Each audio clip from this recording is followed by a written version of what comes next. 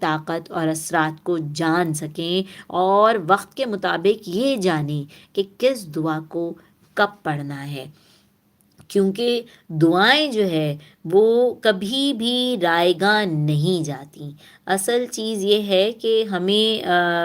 ہونا چاہیے کہ دعا کے معجزوں پہ ہمیں یقین ہونا چاہیے کہ دعائیں تو پتھر میں سوراخ کر دیتی ہیں، دعائیں تو پانی میں سے راستہ بنا دیتی ہیں، دعائیں تو بندے کو رب سے ملا دیتی ہیں، دعائیں تو موت کے منہ سے نکال سکتی ہیں، دعائیں تو پوری دنیا کی اعلیٰ سلطنت دلوا سکتی ہیں، دعائیں آگ کو ٹھنڈا کر سکتی ہیں جیسے ابراہیم کے لیے ہوئیں، سلطنت ملی جیسے کہ ہمارے حضرت یوسف علیہ السلام کو ملی، اسی طرح جو ہے بندے کو رب سے موسیٰ کی طرح ملا دیا، پانی سے راستہ بنا دیا۔ اسی طرح دعاؤں کے ذریعے تو آپ سوچئے کہ کیا کیا نہیں بنتا، مصر کا بادشاہ بن جاتے ہیں دعاؤں سے۔ آپ کے ہاتھ میں دعا کا ہنر ہے تو پھر